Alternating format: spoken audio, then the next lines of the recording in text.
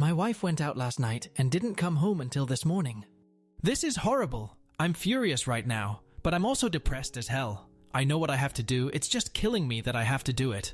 It's fresh, and it hurts a lot. My wife didn't come home last night. She went out with a couple of girlfriends, which is pretty normal for her. She's normally back around 2 a.m. on these nights, so I waited up. Around 2:30, I called to check in. She answered, and I could hear people in the background. She told me they went to a party, but were leaving in a couple of minutes. She wasn't home by 3, so I texted. It delivered, but no reply. Around 4 a.m. I called again. It rang a couple of times before she sent me to voicemail. My wife finally came stumbling through the door at 6:47 a.m. this morning. I know the exact time because I was worried.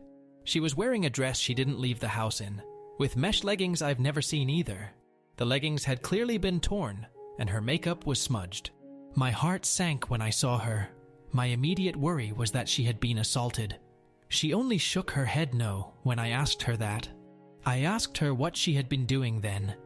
She only said that I knew what she had been doing, and that kind of confirmed what the voice in the back of my head had been screaming since she walked in. My wife cheated on me last night.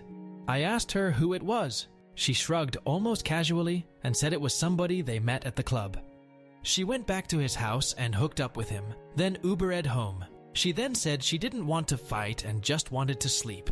So that's what she did. She's still asleep now and didn't even take a shower before passing out. Suffice to say, our relationship is over. We don't have any kids and we rent, so it shouldn't be an extremely complicated process. I keep trying to reason myself out of it, pretending there might be something to salvage here. I've always maintained that cheating would be a red line for me though. I think I need to stick to that now. Update 1. Alright, things have happened. I am no longer at home. I left. I wasn't able to get the day off work today though, so I'm writing this on my lunch now. It's been a struggle keeping myself together today, honestly. I've had to sneak off to the bathroom twice to cry. Shit's rough, dude. I'll post something more detailed later on, because holy fucking shit, there's a lot. I'm exhausted. I've only slept about 4 hours total since this all happened. Does anyone know if I should post the actual update in a new thread, or just update the one I already made? It's gonna be a lot of text, probably longer than the first one by a bit. Also, to the woman who felt compelled to send me a topless picture, thanks, but also no thanks. My heart just isn't in that sort of thing right now. Second update. I think I went through all of the stages of grief while my soon-to-be ex was sleeping. I wasn't expecting my post to get any attention at all. I just figured I needed to try to talk to someone about it, because I was not in a good headspace. I made the post in the morning, and by noon, she was still conked out in the bedroom.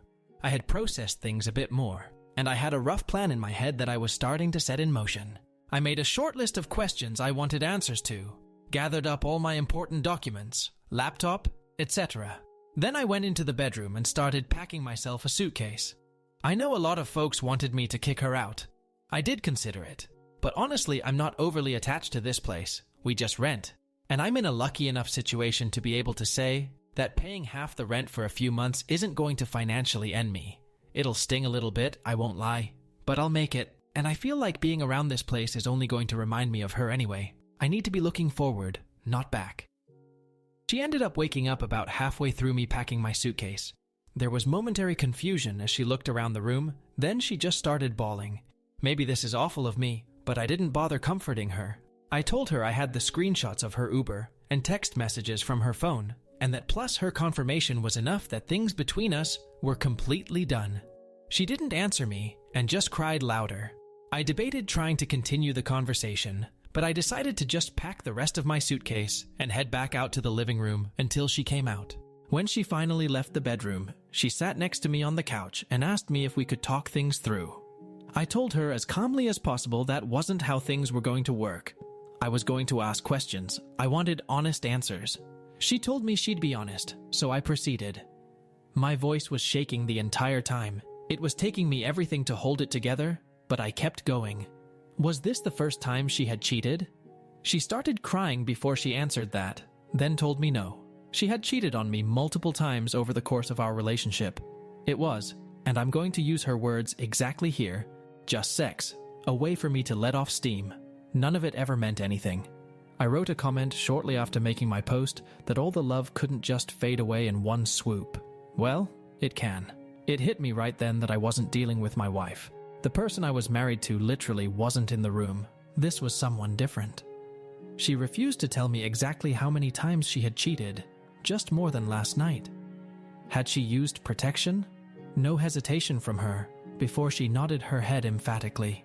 She seemed surprised I'd even ask that. I'm still going to get tested just to be safe. I did some research into timing, and I'm going to look after it. Were her friends also cheating on their spouses? Yes and no. I tried to get her to tell me which of her friends were cheating so I could get in contact with their spouses. She probably should have, because her refusal led to me messaging pretty much the romantic partner of every one of her girlfriends I could find on social media. There are a couple I don't know or couldn't find, but I did my part. Why did she do it? This was the answer that gutted me the most. I'm going to use her exact words again. I need to have sexual variety. I told her that it's not like our sex life is dull. She clarified, it's not the same as something new. I didn't even have a response to that one. I had expected something about me working too much, or not supporting her emotionally. Nope. She just fucked other guys because she felt like it, and wanted to have some fun. When I didn't respond, she started asking me about counseling and therapy. I reiterated that our relationship was over. I'd be leaving. What she did next disgusted me. My ex actually tried to have sex with me. She put her hands on me and started trying to take off my clothes. I felt like I wanted to vomit and pushed her away after a couple of seconds. She just kept telling me that she would figure out a way to fix it, that we would work through it together. I told her that there was no way, and she started bawling again. She went to the bathroom and locked herself inside. I was just sick of everything at that point. I called her mother and told her what was going on. The full story too, the cheating, the questions I had asked, and the fact I was leaving. I've always had a good relationship with my ex's parents. They both decided to drive to town, which is about an hour for them. Once I knew someone was on the way, I just grabbed my things and left. Her waterworks in the bathroom were just annoying me because it felt hollow to me, especially given the answers to my questions. I ended up packing another bag before I left, and took all the things that I could think of that I felt sentimental attachment to with me. I found a parking lot and sat in my car until I was able to get in contact with a buddy for a place to crash. I tried to take a nap, but I was running on way too much adrenaline. I knew when her parents had made it to the apartment because she started calling me. When I didn't answer those, she started texting me. She had gone from sad and crying to furious. Apparently, I'm a fucking piece of shit for telling her mom everything. Whoops, I'm not sorry. I've received roughly 100 texts from her since leaving. They range from name-calling all the way to begging me to come back, to sending me pictures of the food she ate for some reason. I haven't responded to any of them. I feel like I said my piece before leaving. So that's where I'm at now. We didn't have joint finances, so that part was easy. I canceled all the subscriptions that go to my credit card just to be sure, and changed all my important passwords. I'm crashing on a friend's couch for the next bit, but I've got some feelers out to some short-term rental places until I can find something more permanent. I've got feelers out for a divorce attorney too.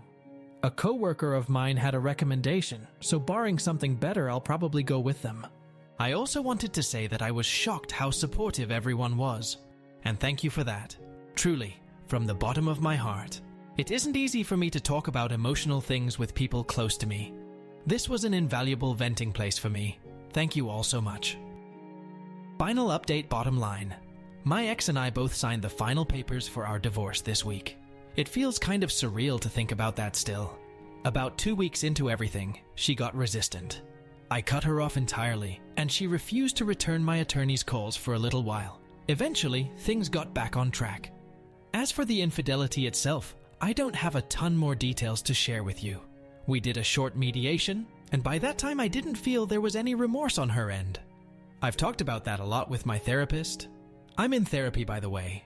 It still hurts that someone who I thought loved me could have apparently cared about me so little, but I'm working through it.